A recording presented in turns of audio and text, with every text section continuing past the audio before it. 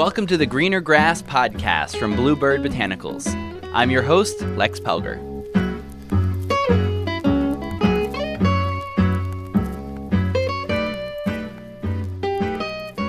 Today is a fascinating talk with someone right here in Colorado. In fact, we recorded the interview at the picnic table behind the BlueBird office. Today's guest is Rafael Lancelotta, and he covers many topics, including his interest in therapy and his knowledge about the 5-MeO-DMT molecule. We also get to hear about his new work in body-focused psycholytic therapy. In the interview, he refers to his place of employment as Innate Path, but they recently changed their name to the Knowing Body Center. They specialize in harnessing the power of ketamine and cannabis to help their body-focused work. I'll put their link in the episode notes, along with the paper that Rafael co-wrote on 5-MeO-DMT. Thanks to Justin Weiss for introducing me to his excellent friend. Now, here's Rafael. This show is brought to you by BlueBird Botanicals, to spread education about cannabis and other things on the greener side of life. BlueBird CBD oil comes from farms in southern Colorado and is grown using only water, soil, and sunlight. Go to bluebirdbotanicals.com for more info. Hello, everybody. I am out back behind BlueBird Botanicals with Rafael Lancelotta. Thanks for coming to join us. Thanks for having me. It's great to be here. And so you have a lot of interesting things we can talk about. But before we get into the cannabis and ketamine treatments and things like what 5-MeO-DMT is, can you tell me about maybe what you wanted to be when you were a little kid? Well, when I was really young, probably the first thing that I can remember is I wanted to be an inventor. And my whole goal was I wanted to invent this little micro device. It was like a little pill that people could take, and it using all the chemicals in your body, it could create any medicines that you needed, and it could release them into the bloodstream via some wireless thing. Honestly, this was before computers and all this stuff, so I don't know where I got this idea, but that was my dream, and I was going to make it cost $1 so that everybody could have it. And as I got older, I realized that there's no way I could ever get did not have an engineering brain. So, but I think that desire to help people in the best way possible, and has really stuck with me. I really like that, especially as that's becoming closer and closer to reality. I've actually seen some articles that they're designing these little type of capsules that live in your body, and you can access them via iPad. So it's crazy that I'm wait, I thought about that when I was a kid, So I love that. And so where did you go from there? And what was the background that brought you to the work you're doing now? Well, I think that in my life, I've had a lot of challenging life experiences. And I think by working through those things, I felt like that process was something that gave me a lot to offer other people.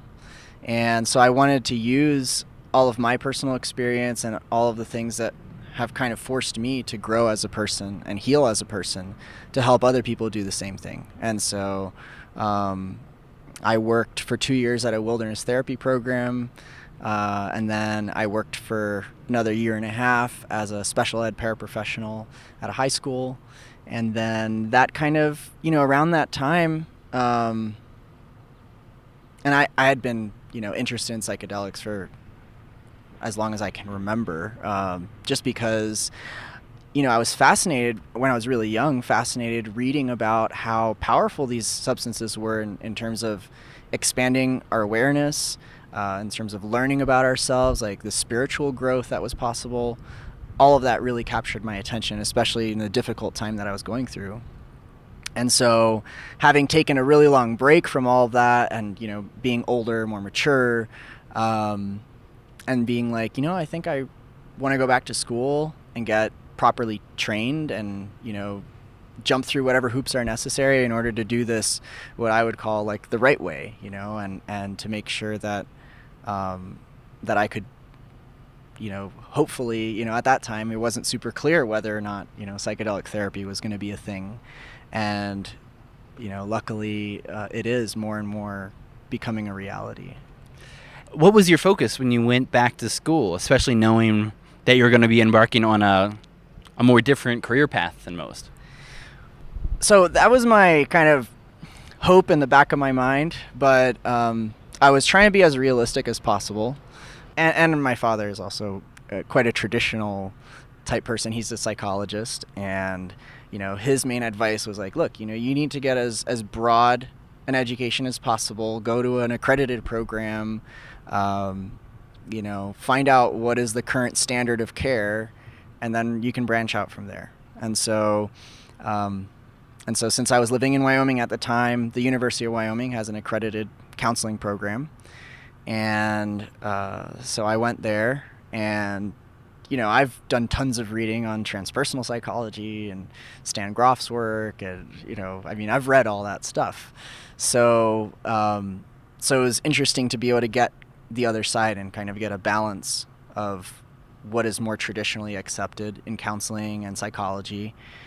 And I think from there, I continued to seek out, going to psychedelic conferences and getting involved with research.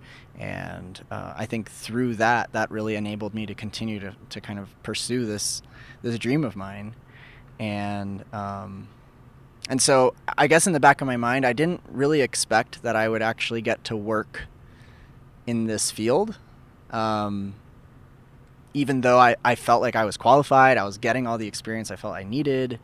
But in the back of my mind, I was like, just getting this traditional education, maybe I'll have to get more experience. So it's really amazing just how it's worked out. And it's just, for me, it's really highlighted, when people say, follow your dreams, I finally understood what that meant, And so how did it come about that you got this current position where you're doing, as far as I know, the only place doing cannabis and ketamine therapy combined? So I've been working with Alan Davis out of Johns Hopkins. We've been working together, or rather I've been working for him in doing research on 5-MeO-DMT. And we had put together a presentation on integrating psychedelic experiences in psychotherapy. So we had developed this presentation, and of course that's really where my passion lies, is how does therapy play a role in psychedelic assisted therapy, the actual relationship part, the part where things are being processed, the human aspect of it, not just the drug part. And so we went to a conference, the Terra conference in Wisconsin, and the very first day I was having breakfast with Alan, and this guy sat down next to me, and it turns out it was Saj, who has kind of started Innate Path, and we started talking, and he's like, oh, well, what are you presenting on? I'm like, oh, integrating psychedelics into therapy, and he's like, I was like, well, what do you do? And he's like, well, I'm opening a ketamine and cannabis assisted therapy clinic. He's like, do you want a job? And so, we kind of connected after that, and, he saw the presentation, and he was like, okay. He's like, let's meet one more time and see if this is a good fit. And so, yeah, so that's kind of how it happened. Wow. And so what was it like getting started there? It's been really exciting. I mean, I've only been there for a few weeks, but it every day just to me just feels like a dream come true. I feel like I'm doing exactly what I want to be doing. The way the clinic is structured and what we're doing just really aligns with my personal values and my personal beliefs about this type of therapy. It's the clinic really isn't that focused on making money. We're really focused on helping people, and and then the actual therapy itself, because it's somatic focused, because it's body focused or bottom up, it really leads to complete healing, and that to me is just, I just feel so excited and blessed really to get to do that kind of work, which is so unique, and I think really could be the future of this type of therapy. And so the basis underneath it all is a somatic therapy idea that you're working with. So what's it like working with those two very different psychoactives, cannabis and ketamine, still under that same umbrella framework? Well, what's interesting is that although they are different psychedelics, some people argue whether or not they are psychedelic, but they both definitely do have psychedelic aspects, especially when used in that setting. I think the difference oftentimes is that the cannabis is a little bit rougher. It tends to be very challenging for the more difficult content that gets processed. So it could be a little more difficult to work through things on the cannabis, but we're also seeing that when things are processed on the cannabis, it's extremely effective. So with the ketamine, it tends to be a little bit more like what you might see, like what we're seeing with the MDMA studies, where it reduces the fear response, allows for processing of, more deeply held or deeply dissociated material, and reduces some of the pain associated with the somatic experiencing. So it really just depends on the person, and they're two different tools, and they're used at different times based on the individual and based on what their needs are. And how are each of these administered, and what kind of levels are they being taken to?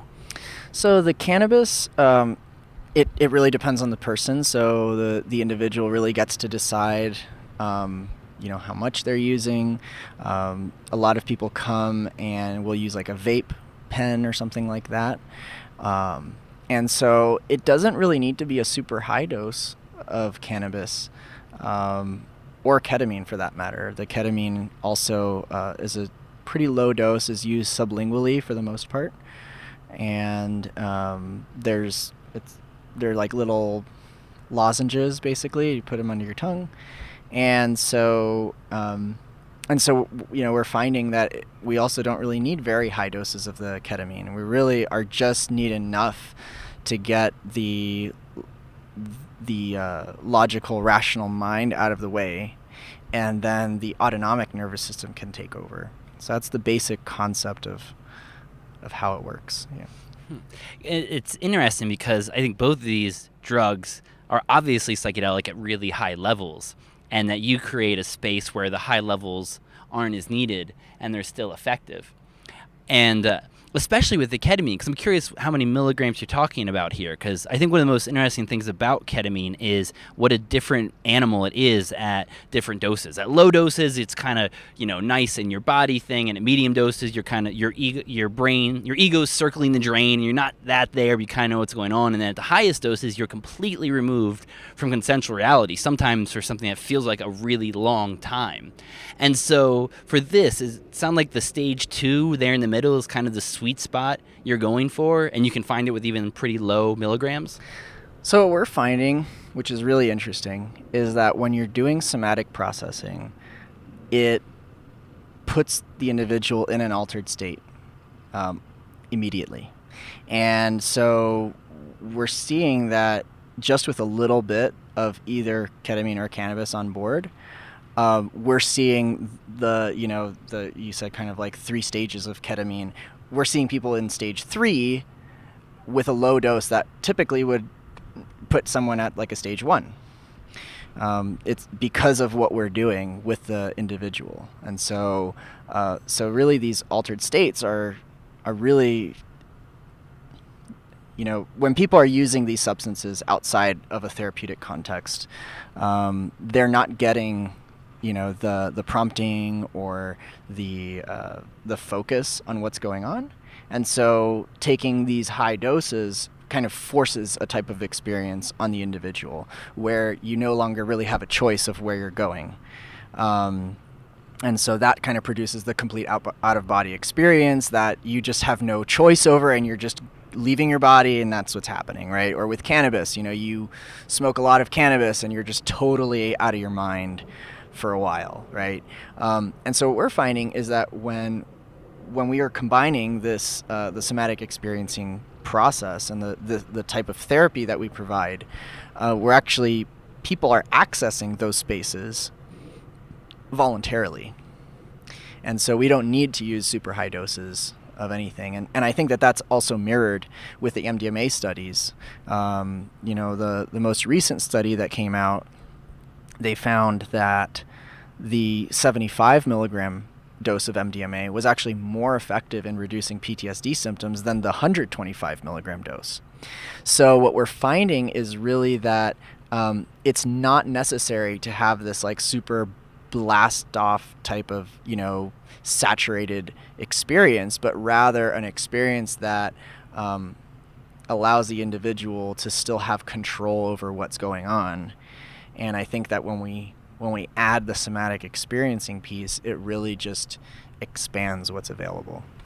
And can you tell us a little bit more about the history of somatic experiencing and how that is such a good fit for these psychoactives? Sure.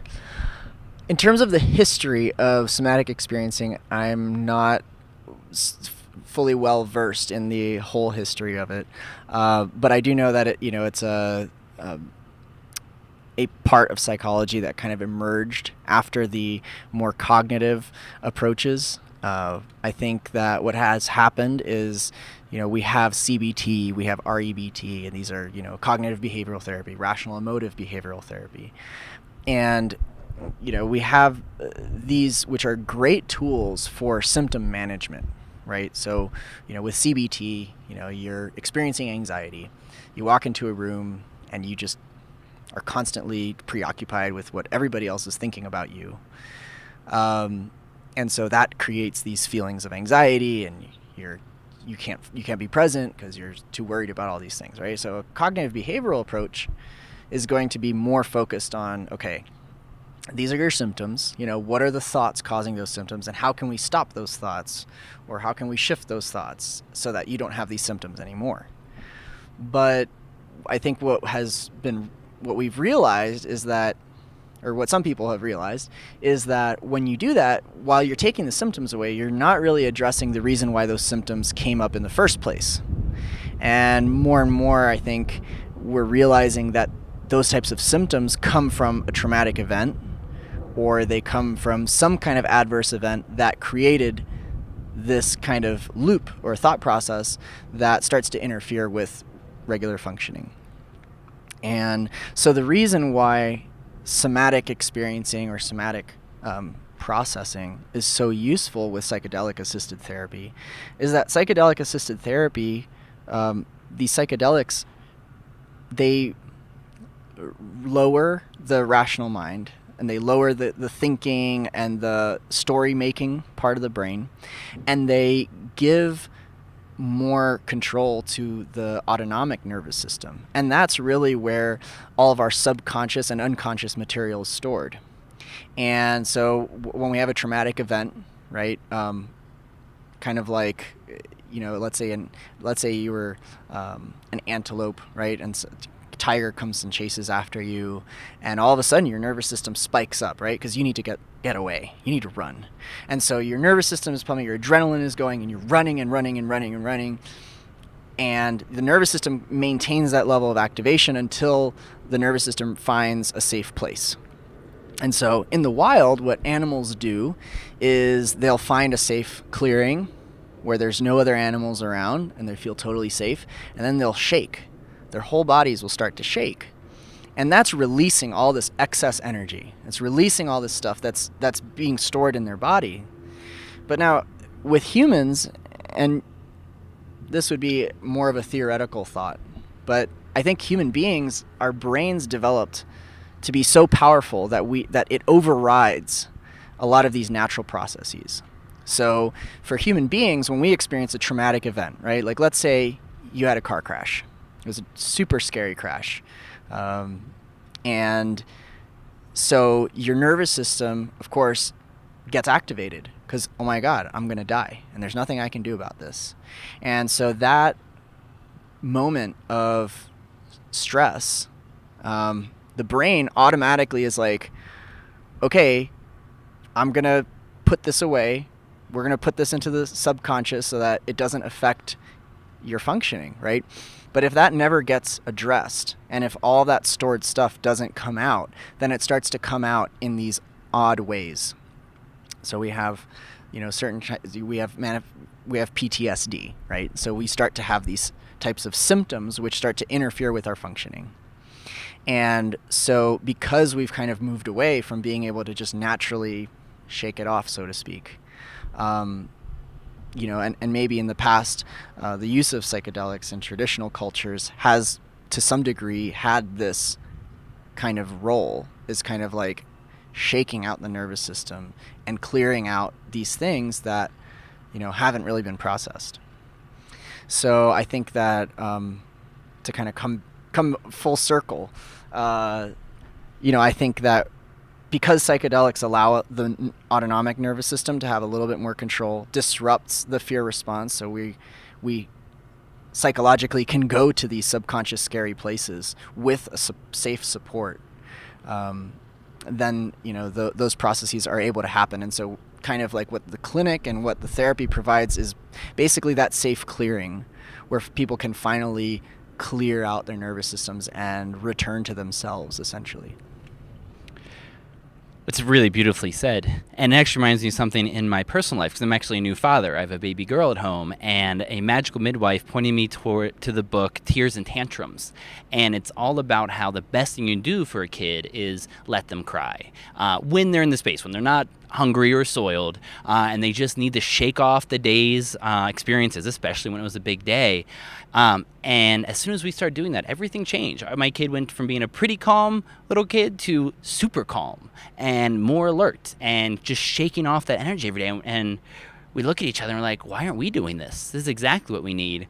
And it's something you hear about all the time from underground therapy sessions of somebody that would scare a therapist who's not ready for it, but you give someone a moderate dose of LSD or MDMA or almost anything that allows them to just go into that state, and the shakes come on. And it's not fun to watch, but actually it can be so cathartic for someone to get rid of this thing that's stored in the body, which is kind of the forgotten reservoir of this society. Mm-hmm.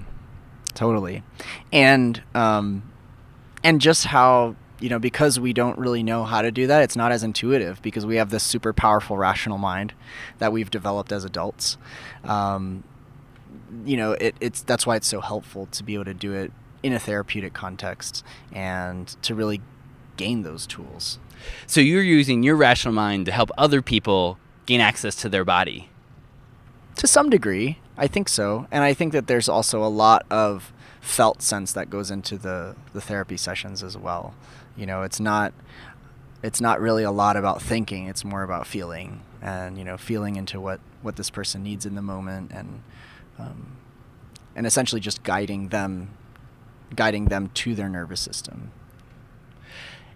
And at your clinic, you were saying earlier that you need to go through these experiences yourselves with these medicines so you know what you're working with. What's that been like, and how's it changed it for you as someone holding space? Yeah, so one of the most amazing things about the clinic is that, all of the therapists there are doing their own work. And, that's a requirement, is that we are clearing our nervous systems. And so the reasoning behind that is that the more regulated one nervous system is, the more safe another nervous system feels to process whatever it needs to. And so what we're finding is that even though cognitively someone may be like, yeah, I totally trust you, but if the person that they trust has areas that are dissociated, that person will more easily just dissociate rather than process.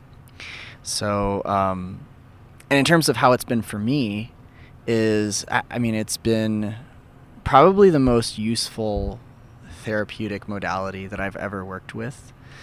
I've been in therapy for many years. I just went through a master's program in counseling, and just in terms of how much can be done in one session, is astounding to me. And of course, there's definitely a level of building up to it for a lot of people that maybe aren't ready to process everything. And so it's not like a process that gets forced on somebody, or like we try to make sure that it's matched to where people are at. But at least for me, having done so much personal work and then finally finding this modality, it's like the missing link that finally completed so many processes that I've been trying to do for so many years. It reminds me of something the secret chief, Dr. Zio Leff, said, that a lot of the modalities and drugs out there are about sweeping problems under the carpet. And he was talking about MDMA, but I think it applies to all these, that MDMA and ketamine, they're for taking the carpet out back and beating the hell out of it and getting that stuff out of there. And so that's why it's such an intriguing system that you're working with. What's it been like to start working with veterans, as your clinic has recently started to do for a trial? It's been pretty amazing. We've just started work, so we don't have any kind of concrete results yet. But just seeing the receptivity of these veterans, and these are individuals who have tried just about everything. And we're currently working with a group called Veterans for Natural Rights. I don't know if you're familiar with them, but they recently released a documentary called From Shock to Awe. And, so we, it's just amazing to see the hope that it gives these individuals, and also just speaks to the bravery for people who have experienced some really, really difficult things in life and really want to be healthy and be well, and are willing to it's hard work, it's not easy, and to see people that are totally dedicated and just ready to dive in, it's really inspiring. And it also has highlighted for me the importance of, like I was saying before, is kind of this titration, right? Like the work happens in maybe a different pace for different people. And I think that that's a good emphasis for some people that maybe would think about it, or be like, I don't want to be forced to re-experience my deepest trauma, like first session, and that's not really what happens. We make sure that we process things in a way that is appropriate for each individual. And so there's a lot of therapy before you ever encounter a psychoactive in yours. You get people ready for it. Yeah, there is preparation, and we do orientation to make sure people understand like how this modality works. We do practice sessions without medicine because, like I was talking earlier, the modality itself was designed to be done without medicine. So we do a good amount of training to make sure that people are oriented, they know what we're going to be doing, they know what to expect. And then, How much knowledge do people have of ketamine when they come through the door, and how do you explain to people who have never really heard much about this drug, besides maybe that it's a horse tranquilizer, which isn't true? Yeah, so that's been a difficult thing. There's so many different perceptions of ketamine as a medicine or drug, or even substance of abuse, and so the way that we try to explain ketamine is that, number one, it's a extremely safe medicine. I mean, it was originally actually developed to be used in humans, not in animals. It's used in veterinary medicine. But it's so safe that it's given to children, it's given to elderly people. It's way safer than opiates in terms of for pain management, because it doesn't depress breathing at all. So there's no danger of, stopping breathing. It has a relatively short duration of action, so that really lends itself to doing therapy sessions where you're not having to be there for 8 hours or something like that. And in terms of why we would work with ketamine specifically, is just because it again, it kind of allows people to soften a little bit and feel that kind of safety and being held. And again, we don't really use super high doses of it. And I think that's another thing that is helpful for people, is like, oh, okay, you're not going to like load me up, like I'm not going to be blasted off. And, there's an ability to kind of titrate the dose. It doesn't have to be this mega dose every time. And then in terms of, there's definitely people worry of it being abused, for example, or they, and what we find is that when people are doing this kind of work, because the pain that is being held in the body is being released, there's less and less of a need to manage that pain through drug use or through anything else, right? So people sometimes have sex addictions or have compulsive behaviors, gambling, shopping, whatever it is, right? When they're doing this work, all those things that people do to manage their pain is able to be reduced, and they're able to live a more full life without those things. So. And it's interesting that this drug also can help relieve the source of the pain, because it's one of the few treatments for chronic regional pain syndrome. So when people have something like a cluster headache of the body, they're taking lozenges of ketamine. And it's from the World Health Organization list of essential medicines, because it's a non-toxic anesthesia. But for all that good stuff, I think the abuse potential is really real. There's a reason it's called the addictive psychedelic in the underground, because even though technically it's a dissociative drug, it can get psychedelic at high levels. And I always see ketamine as the double-edged sword of our generation. The therapy work you're talking about is so powerful, because Rafael will be circumspect about the data because he doesn't have it yet. But him and I both know from being around the underground of people using this and just people telling their stories, it's incredibly powerful for veterans especially. There's a reason there's so many veterans groups out there talking about this.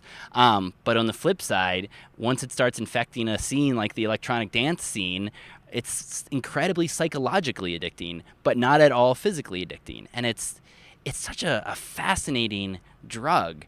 And I guess I'm curious if you're worried about any pushback from any agencies about this or authorities. I don't think so, because there are lots of clinics giving people ketamine. It's actually a really common thing. There's lots of ketamine clinics, lots of people using ketamine specifically to treat PTSD and depression. We require people to have a formal evaluation done by a psychiatrist in order to receive. So we're not just giving people ketamine who walk in. They need to go through, a medical process in order to get the ketamine. And so there's a lot of restrictions. There's a lot of protocols. There's a lot of protocols in place to ensure that, it's being used appropriately. And I did want to go back to something that you were saying, how ketamine kind of infects these different scenes, and I think we need to change the way we look at drugs, and we need to change the way we look at drug use, and not say that, oh, well, this drug is addictive necessarily, but this drug is effectively managing people's pain. And the people who become dependent on ketamine or use it a lot typically are people that have experienced some pretty severe trauma, and the people that are drawn, to electronic music scenes, for example. I mean, these are people who are drawn to using MDMA, for example. And MDMA, as we know, increases feelings of openness and connectedness, and a lot of times people who have been traumatized, that's what they're seeking. They're seeking connectedness. They're trying to heal. They're trying to feel okay. And so when we demonize the use of these substances, sure, I mean, it can definitely be dangerous. It can definitely be damaging. But if we can say, well, they're using this substance for this reason, and can't we find a better way to administer these substances in a way that actually will be healing rather than perpetuating an addictive cycle, right? And so I think when people talk about people that become dependent on ketamine, I think a lot of times we fail to look at the reason why they're addicted to ketamine. And so I think, yes, it's something that, it's like, just like I think when MDMA was coming out, it was also kind of considered this kind of addictive drug that, kind of have to stay away from it. It's not good for you, neurotoxic, right? There's all these dangers to it. And, and now we're finding that MDMA is perhaps one of the most useful tools in treating PTSD or treating trauma. So I think in the same way we have to start thinking about ketamine as a similar medicine of value. That's very well said. It's everybody has their reasons, and there's a reason that this one's so effective. Though I do think there is something particularly seductive about ketamine that does make it prone to people abusing it and taking it too far, because it's such an easy one to remove yourself from your pain that one wants to start doing it all the time. But that really would require somebody to have a significant amount of pain. So before you got into this work, you were let me start again. So to go back to something you were saying earlier, before you got into this work, you were also looking at 5-MeO DMT. Can you explain what that is and then what specifically you were researching? Sure. So 5-MeO DMT is a psychedelic tryptamine found in nature as well as in the human body. It is considerably more potent than NN-DMT, which is the DMT that most people, when you say DMT, that's what they think of. The DMT that would be in ayahuasca, for example. 5-MeO DMT is a really unique psychedelic in the sense that it doesn't produce the kinds of visual effects that NN-DMT does, but rather tends to really reliably produce a powerful transcendent experience. And so the research work that I've been so lucky to be a part of started with a study that happened in Crossroads Treatment Center, which was in Mexico. And so they collected data on administering toad bufotoxin to their patients. And so they were recording the scores that they gave on the Mystical Experiences questionnaire, among some other things. And then we compared those scores, and this study was led by Joseph Barsuglia. So Joseph compared those scores to the scores from Roland Griffith's psilocybin study. And I believe we were comparing the smoking cessation study. And so what we did was we were saying, well, if mystical experience is an indicator of personal change, then, or treating addiction, then we can correlate that and see. And we found that 5-MeO DMT did provide powerful mystical experiences, just as powerful or more powerful than psilocybin at what would be considered low to moderate doses of 5-MeO DMT compared to a high dose of psilocybin. So I helped with that study, and then I was a part of another study which with Alan Davis, and I mentioned him a little bit earlier, but we put together a survey that was sent all over the world to just collect epidemiological information on what people were doing in the use of 5-MeO DMT. So we collected information on other drug use, we collected information on religious belief systems, on spiritual belief systems, collected all this information, and we're still in the process of analyzing some of it. The initial paper was published in the Journal of Psychopharmacology this year, just a few months ago. And so we're in the process of analyzing some other aspects of data and getting that published. And so that's been the 5-MeO DMT side of work. And you mentioned the toad earlier and them getting the toad toxin because the toad is one of the natural sources of 5-MeO, correct? Yeah. And, I think I've said this before, I've said this in other places, but I'll say it again, that, the harvesting of toad bufotoxin has become problematic, and, with the growing popularity of this medicine is definitely endangering this population. And, is just seeing some pretty concerning practices come out. And so, it's one of those things where the synthetic 5-MeO, when people use it, tend to have a little bit more control over dosing, and then aren't having that kind of environmental impact. Yeah, the sacrifices of toads for humans to see gods doesn't sound right.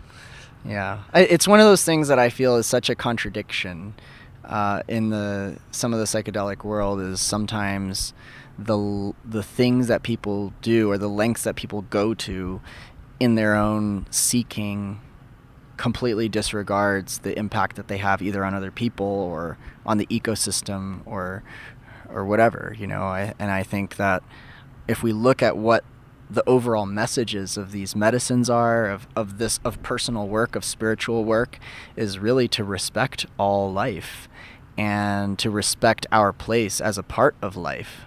And so I think the more things that we can do to be sustainable, to be respectful, and to be honoring of these wonderful things. I mean, I think the toads, to some degree, kind of lit the light bulb of like, wow, this molecule is really powerful, is really useful. And because we know what the molecule is, I think it can be used without having to impact these ecosystems. Because it's often called the God molecule. And what's it like for you to be studying something that has so much buzz around it in the modern psychedelic world, but also has such ancient practices attached to using it as well?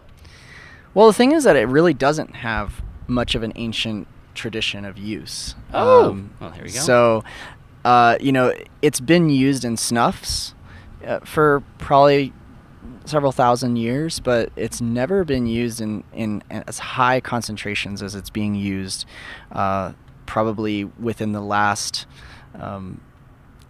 30 to 40 years. And that's really the only period of time that we actually know that human beings have been taking what we would consider breakthrough doses of 5-MeO DMT. Okay, so before it was more like the Incans chewing coca leaves and getting a moderate amount of stimulation effect would be the snuffs of the previous use. Right. So they would, I'm sure they would get powerful psychedelic effects because there's other tryptamines in there as well. So you kind of, I'm sure, have this entourage effect of tryptamines with a lot of these snuffs. But in terms of, the full-on 5-MeO breakthrough, this is actually a really new phenomenon for human beings to be experiencing.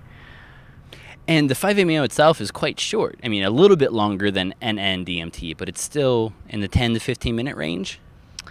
More like 15 to 30, yeah. So a little bit longer, depending on the route of administration. But yeah, we didn't finish your first question, though, because you said, well, what is it like studying something that has so much buzz around it? Oh, yeah. It's kind of a double-edged sword. It's really exciting to be studying something that has so much buzz around it. And it's also a little bit alarming that people are using this more and more. And I'm doing research on it and realizing like how little we actually know about it. And so many people claiming that they know what they know about it, and really having no data on any of it. We really don't know. And, there have been no pharmacokinetic studies done in humans, so we don't even know what's going on. We don't know if people are using toad bufotoxin. We don't know what else is in the vapor. Like a lot of that hasn't really been done or formally published. So I think, for me, there's like a great deal of a desire to know more. I think that there's great potential, and my hope is that, it will be approved to be studied formally, in a controlled setting before it's being used with as many people are using it now. I think obviously there's nothing we can do about underground use or experimentation and whatever people are doing, but I think in terms of being someone who's researching it, that's one of the kind of things that has come out of it, is just kind of a concern of like, well, in a sense it's popularizing this. That's not the intention of the research. The intention of the research is to be like, hey, maybe there's a good reason for us to study this legally and formally, with the appropriate constraints. So yeah, I guess it's kind of that double-edged sword.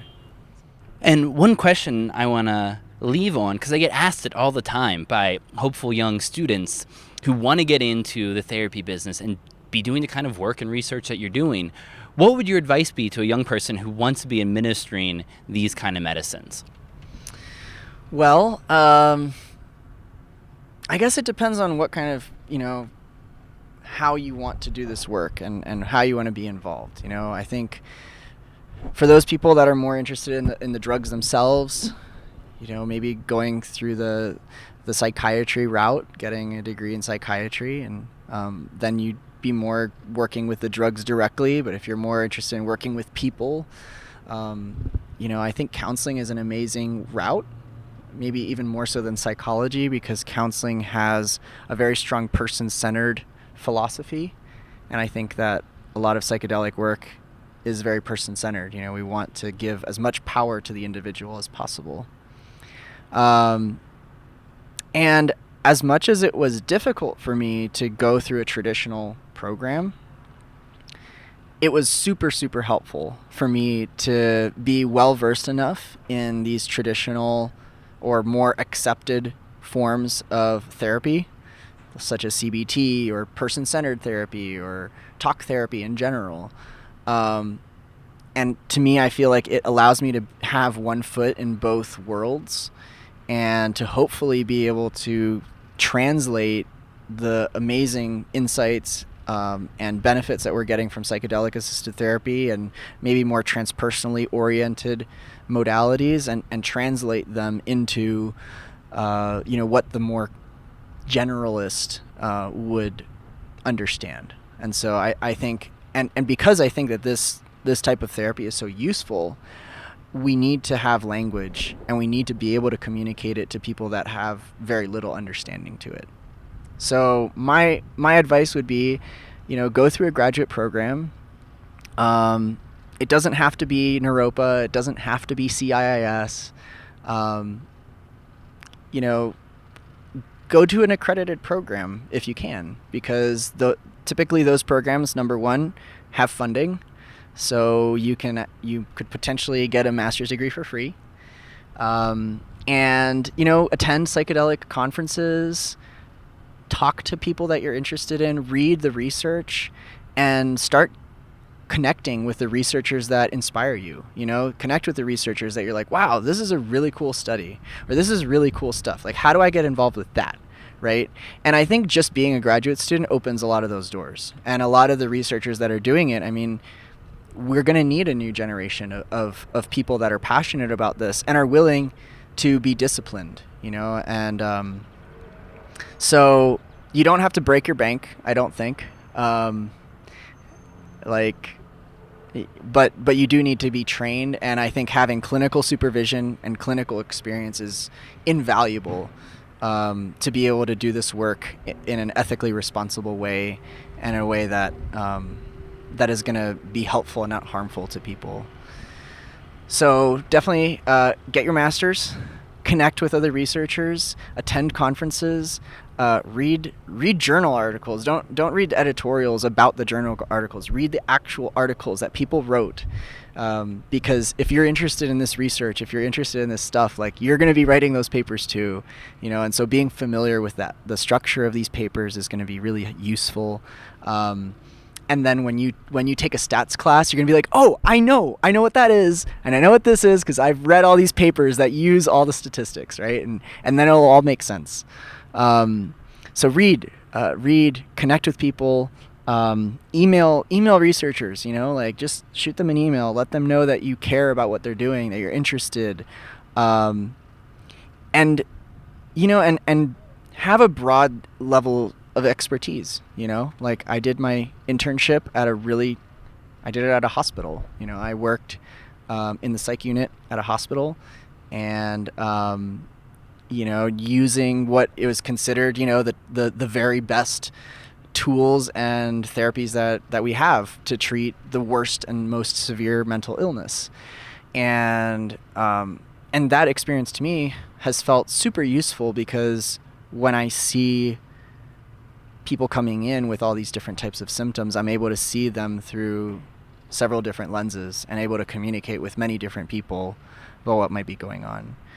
So I hope that's helpful to people, and I'm really excited that other people are excited about this kind of work, and my hope is that people who are excited can have that excitement with some temperance, and like approach this work not as like an end-all be-all, but just an adjunct to the foundations that have already existed. I don't think that this is about throwing the baby out with the bathwater. This is about like making the bathwater a little bit warmer so the baby isn't crying so much, right? I deeply feel your metaphor as having a 6-month-old at home. Well, thank you. That is excellent advice, and I hope you inspire others to follow this path. Rafael, thank you so much for coming and talking to us and for doing the good work. Thank you so much for having me. It's been super fun. Greener Grass is a BlueBird Botanicals podcast. Their CBD oil supports a healthy body and a strong endocannabinoid system. They've got friendly customer service who can answer any of your questions, and the number is right there at the top of their webpage.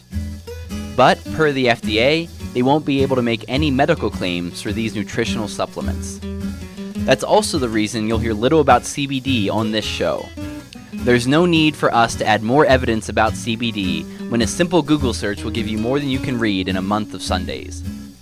So this show covers the cannabis world and more, with editorial freedom from BlueBird Botanicals. Thanks for joining the Greener Grass podcast. As always, our audio alchemist is Matt Payne. The Gypsy Jazz theme music comes from Brett Van Donsel. Our beautiful bird sounds are courtesy of Lang Elliott. And I'm your host, Lex Pelger, wishing you a bright green day.